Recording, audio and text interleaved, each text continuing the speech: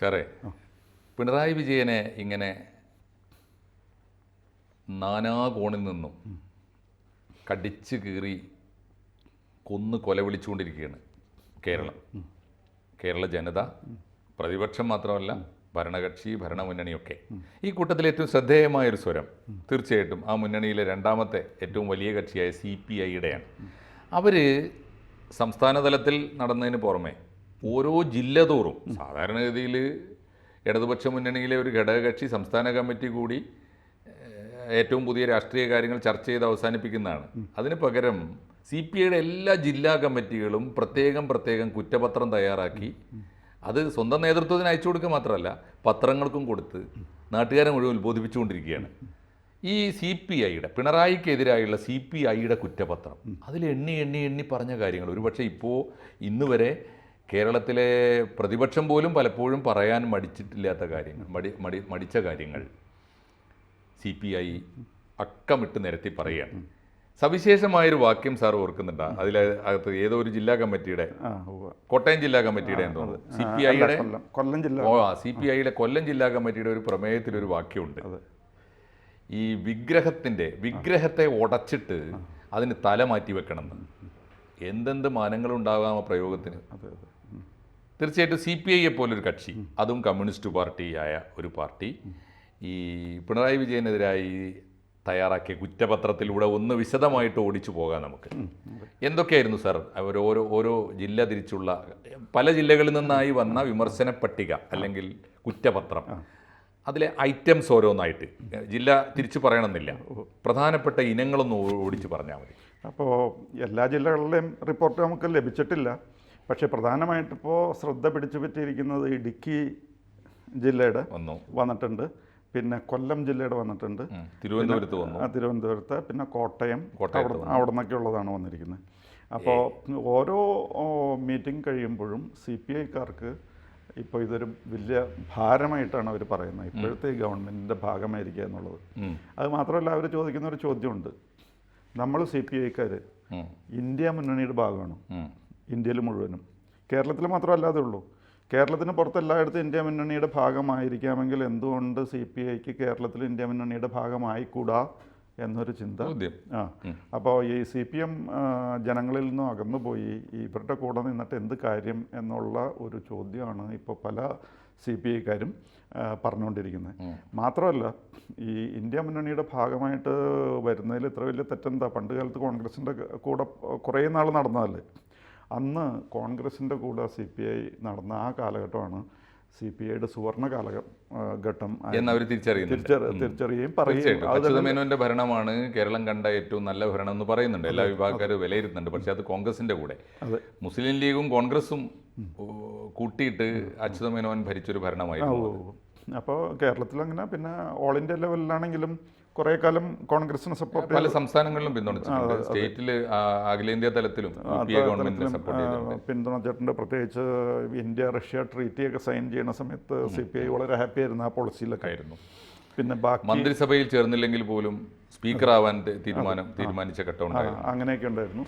പിന്നെ ഈ കൊല്ലം ജില്ലാ കൗൺസിലിൽ നിന്നാണ് സാർ ഇപ്പോൾ പറഞ്ഞ വളരെ സെൻസേഷണലായിട്ടുള്ള വാർത്ത വന്നിരിക്കുന്നത്, വിഗ്രഹഭഞ്ജനം. അതെ, വിഗ്രഹം ഉടച്ചു വാർത്ത് തല മാറ്റി വെക്കുക തന്നെ വേണം എന്നാണ് ജില്ലാ. അതിൻ്റെ ഒരു അർത്ഥം ആലോചിച്ച് നോക്കൂ.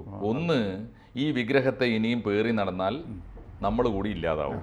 രണ്ട്, ഈ വിഗ്രഹത്തെ ഉടച്ചു വാർക്കുക മാത്രമല്ല, വിഗ്രഹത്തെ ഉടച്ചു വാർക്കുക എന്ന് പറയുമ്പോൾ CPM ആണല്ലോ ഇപ്പോൾ ഈ വിഗ്രഹം വലിയേട്ടൻ എന്നൊക്കെ വിളിക്കുന്നത്, അതിനെ തകർക്കേണ്ടതുണ്ട്. വേറൊന്ന്, അതിൻ്റെ തലയും മാറ്റി വെക്കേണ്ടതുണ്ട്. CPMൻ്റെ നേതൃത്വം അംഗീകരിക്കുക വഴി കേരളത്തിൽ ഇടതുപക്ഷം ഇല്ലാതാകുന്നത് ആ വിഗ്രഹത്തിൻ്റെ കുഴപ്പം മാത്രമല്ല, അതിൻ്റെ തലയുടെ കുഴപ്പം കൂടിയാണ്. എന്ന് പറഞ്ഞാൽ പിണറായി വിജയനെ തന്നെ മാറ്റിവെക്കുകയും പിണറായി വിജയൻ്റെ ബോധ നിലവാരത്തെ മാറ്റിപ്പണിയുകയും വേണം. തല മാറ്റിവെക്കുക എന്ന് പറഞ്ഞാൽ അതാണല്ലോ അർത്ഥം.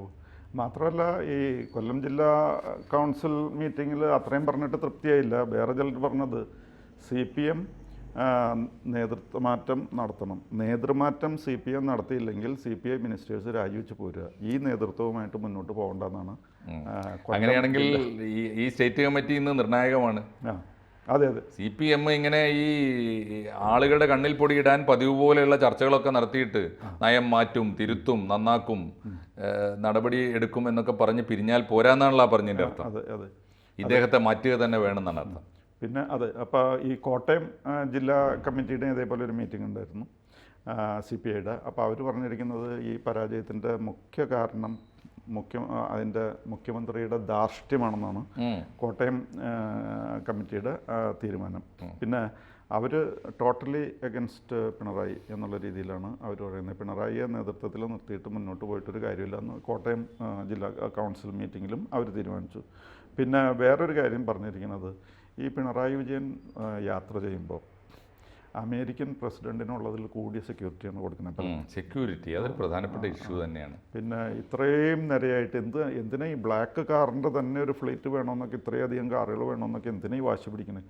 ഇത്രയും വലിയ ഷോയുടെ എന്തെങ്കിലും ആവശ്യമുണ്ടോ എന്നാണ്. അത് ഓരോ സാധാരണക്കാരൻ്റെയും മനസ്സിലുള്ള ചോദ്യമാണ് സാർ. ഓരോ മനുഷ്യൻ്റെയും. ഇപ്പോൾ പ്രത്യേകിച്ച് ഇപ്പോൾ ഇന്ത്യയിൽ കോൺഗ്രസ് അല്ലാതെ ഒരു ഗവൺമെൻറ് അധികാരത്തിൽ വന്ന ഗവൺമെൻറ്റുകളൊക്കെ, ഈവൻ മമതാ ബാനർജി ബംഗാളിൽ പോലും കാണിക്കുന്ന മാതൃകയാണ്. എസ്കോർട്ടില്ലാതെ യാത്ര ചെയ്യാം. തലേന്ന് വരെ, അധികാരത്തിലെത്തുന്നതിന് തലേന്ന് വരെ ഈ പാവപ്പെട്ട ജനങ്ങളോടൊപ്പം നിന്നിട്ട് അവരുടെ ചെലവിൽ അവരുടെ സ്നേഹവും ഏറ്റുവാങ്ങിയ നേതാക്കന്മാർക്ക് മുഖ്യമന്ത്രിയാവുമ്പോൾ ഈ ആളുകളെ തന്നെ ശത്രുവായി കാണുന്ന ഒരു ശത്രു രാജ്യത്തിൻ്റെ ഇതിനെതിരായി പട നയിക്കുന്നത് പോലെ പോകേണ്ട കാര്യം എന്താണ്? പിന്നെ അവർ ഇത് കെജ്രിവാൾ കാണിച്ചു കേട്ടോ, ഈ മാതൃക കെജ്രിവാൾ കാണിച്ചു, പഞ്ചാബിലെ ആം ആദ്മി പാർട്ടി ഗവൺമെൻറ് കാണിച്ചു. ഇത് കാണിക്കാൻ പറ്റാത്തത് സത്യത്തിൽ ഈ പിണറായി വിജയൻ്റെ കാലത്തെ ഇടതുപക്ഷ ഗവൺമെൻറ്റിനാണ്. അതെ. പിന്നെ അവർ ചോദിക്കുന്ന വേറൊരു ചോദ്യം, ഒരു സ്റ്റേജ് എവിടെയെങ്കിലും ആവശ്യമാണ് പിണറായി വിജയൻ, അതിന് ചുരുങ്ങിയത് 5 ലക്ഷം രൂപ ചിലവാക്കണം. എന്താ അതിൻ്റെ ആവശ്യം? ഇത്ര വലിയ സ്റ്റേജിൻ്റെ ആവശ്യം ഏതിനാണ്? എന്തെങ്കിലും എന്തിനും അല്ലേ? നവകേരള സദസ്സിനൊക്കെ ആയിരിക്കും ഉദ്ദേശിച്ചിട്ടുണ്ടാവുക. അതൊക്കെ വലിയ വിമർശനങ്ങൾ ഉണ്ടാക്കിയിട്ടുണ്ട്.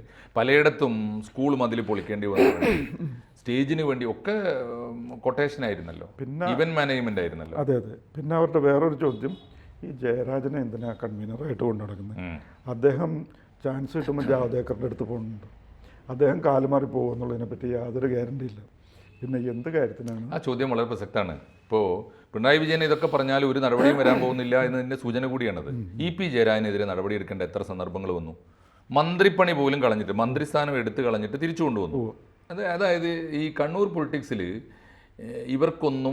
ഇവർക്കൊക്കെ പരസ്പരം ഈ താല്പര്യങ്ങൾക്ക് വേണ്ടി ഒന്നിച്ച് നിന്നില്ലെങ്കിൽ അത് ആത്മഹത്യാപരമായിരിക്കും എന്നുള്ളൊരു സൂചന ഇവർക്കൊക്കെ ഉണ്ട്. അല്ലെങ്കിൽ EP ജയരാജനെ ഇപ്പോഴും ഇത്രയൊക്കെ ആയിട്ട് സ്വന്തം പാർട്ടിയിൽ ഒരു പ്രതിസന്ധി വന്നിരിക്കുന്നു, വലിയ വിമർശനം വന്നിരിക്കുന്നു എന്ന് കണ്ടപ്പോൾ 2 കാര്യം അദ്ദേഹം ചെയ്തത്. ഒന്ന്, BJP നേതാക്കന്മാരോടൊപ്പം പങ്ക് കച്ചവടത്തിന് അത് ബിസിനസ്സിൽ ഷെയർ എടുക്കാൻ പോയി. രണ്ടാമത്തെ കാര്യം, അദ്ദേഹത്തിന് സുരക്ഷിതമായ ഒരു അഭയം തേടി BJPയെ സമീപിച്ചു. എവിടെയെന്ന് ആലോചിച്ചു പോകണം. ഈ കണ്ണൂരിൽ പരസ്പരം ഈ കൊന്നും കൊലവിളിച്ചും മുന്നേറുന്ന ഒരു പ്രദേശത്താണ്. അപ്പോൾ എന്നിട്ടും അദ്ദേഹത്തെ വെച്ചുകൊണ്ടിരിക്കുന്നു. ഇപ്പോഴും അദ്ദേഹം LDF കൺവീനറാണ്. ന്യായമായ ചോദ്യമാണത്. അതെ. പിന്നെ അവർ പറയുന്നൊരു കാര്യം, ഈ സിറ്റിസൺഷിപ്പ് അമെൻമെൻ്റ് ആക്ട് എന്ന് എപ്പോഴും പറഞ്ഞുകൊണ്ട് നടന്നിട്ട് എന്തുപകാരം ഉണ്ടായി? അതിൽ ഏറ്റവും കൂടുതൽ ഇൻട്രസ്റ്റ് എടുക്കേണ്ടത് മുസ്ലിം കമ്മ്യൂണിറ്റിയാണ്. പക്ഷേ മുസ്ലിം കമ്മ്യൂണിറ്റി മാർക്സിസ്റ്റ് പാർട്ടിയെ അതൊരു ഹെൽപ്പും ചെയ്തിട്ടില്ല. നല്ല ചോദ്യമാണ്. അത് വളരെ പ്രധാനപ്പെട്ട ചോദ്യം. അത് 2 കൂട്ടർക്കും വേണ്ട ചോദ്യം കേട്ടോ. അപ്പോൾ ഞാൻ വളരെ സൂക്ഷ്മമായിട്ട് ശ്രദ്ധിച്ച ഒരാളാണ്. ഇത് മുസ്ലിം കമ്മ്യൂണിറ്റിക്ക് നേരെയുള്ള ചോദ്യമാണ്. ഇപ്പോൾ CAA വന്നല്ലോ, ഈ ഇലക്ഷൻ കാലത്ത് നടപ്പാക്കി കഴിഞ്ഞല്ലോ പലയിടത്തും. ഇവിടെ നടപ്പാക്കൂല എന്ന് പറഞ്ഞു. അതിപ്പോൾ രാജ്യം മുഴുവൻ നടപ്പാക്കുമ്പോൾ ഇവിടെ മാത്രം നടപ്പാക്കാതിരിക്കാൻ ഇയാൾക്ക് എങ്ങനെ പറ്റുമെന്ന് ആരും ചോദിച്ചില്ല. ഇനി CAAക്ക് യോഗം വിളിച്ചു, ഇതാ മുസൽമാനെ രക്ഷിക്കുക എന്നൊക്കെ പറഞ്ഞിട്ട് എല്ലാവരും ആരവം കൂട്ടി മുഖ്യമന്ത്രിയുടെ വേദിയിലും സദസ്സിലും ഒക്കെ ചെന്ന് ഇരുന്ന് കൊടുത്തു. വോട്ട് ചെയ്തോ? ഇല്ല, അവരും വോട്ട് ചെയ്തില്ല. അപ്പോൾ ഈ മുസ്ലിങ്ങളെയും ഇക്കാര്യത്തിൽ ആർക്കും ആ അർത്ഥത്തിൽ ഈ പറഞ്ഞ രാഷ്ട്രീയ തട്ടിപ്പുകൾക്ക് വേണ്ടി മുസ്ലിം കമ്മ്യൂണിറ്റിയെയും വിശ്വസിക്കാൻ കൊള്ളില്ല എന്നല്ല എൻ്റെ അർത്ഥം. അവർ യോഗത്തിനൊക്കെ ചെന്ന് കൊടുക്കും, പക്ഷെ വോട്ട് അവരുടെ തീരുമാനപ്രകാരം ചെയ്യും. അതുകൊണ്ട് CAA കൊണ്ട് എന്ത് കിട്ടിയെന്ന് CPI ചോദ്യം വളരെ പ്രധാനമാണ്. പിന്നെ വേറൊരു ചോദ്യം അല്ലെങ്കിൽ അഭിപ്രായം പറഞ്ഞിരിക്കുന്നത്, മുഖ്യമന്ത്രിയുടെ അടുത്ത് ആരെങ്കിലും ചെന്നൊരു കൊച്ചുകുട്ടി എന്തെങ്കിലും ആ മയക്കുമെന്ന് തൊടുമ്പോൾ മയക്ക് തട്ടിത്തെറിപ്പിക്കുക.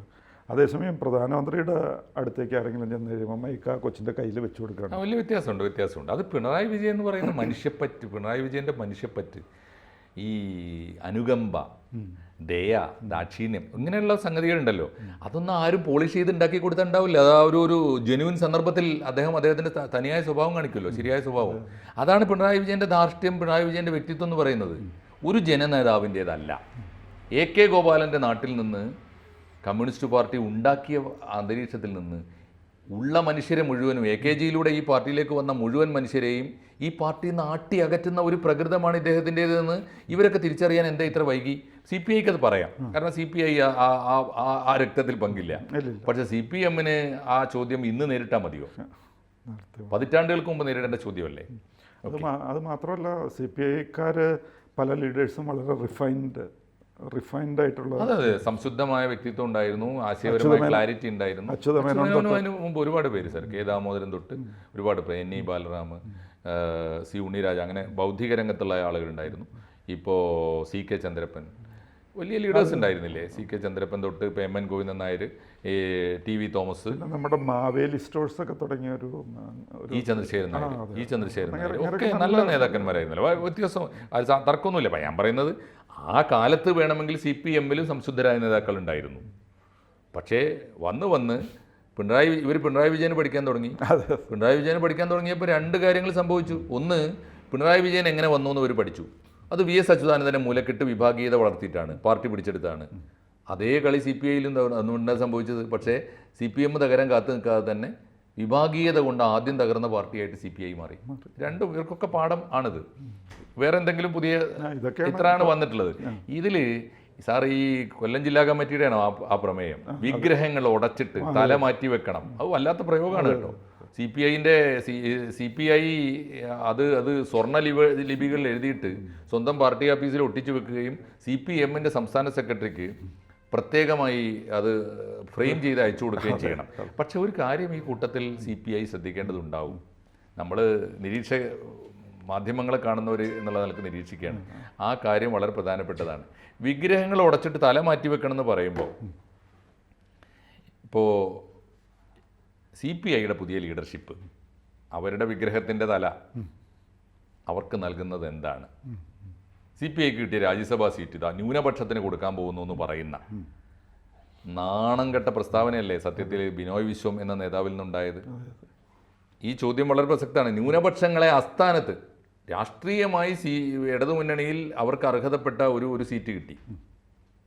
ഒരു സീറ്റ് കിട്ടിയപ്പോൾ അത് രാഷ്ട്രീയമായി ഞങ്ങൾ നേടി എന്ന് പറയുന്നതിന് പകരം അത് ന്യൂനപക്ഷങ്ങൾക്ക് വേണ്ടി എന്തോ കിട്ടിയ ഔദാര്യമാണെന്ന് പറയുന്നിടത്ത് അവർ സ്വയം ഇല്ലാതാവുകയാണ്.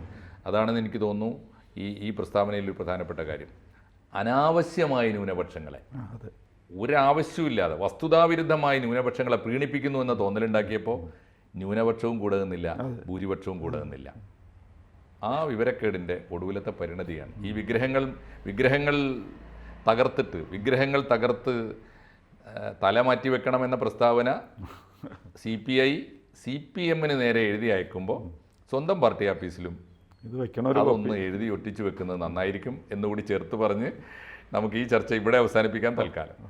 കൂടുതൽ വാർത്തകളും വിശേഷങ്ങളും നിങ്ങളിലേക്ക് എത്താൻ ABC മലയാളം സബ്സ്ക്രൈബ് ചെയ്യുക, ബെൽ ബട്ടണും അമർത്തുക.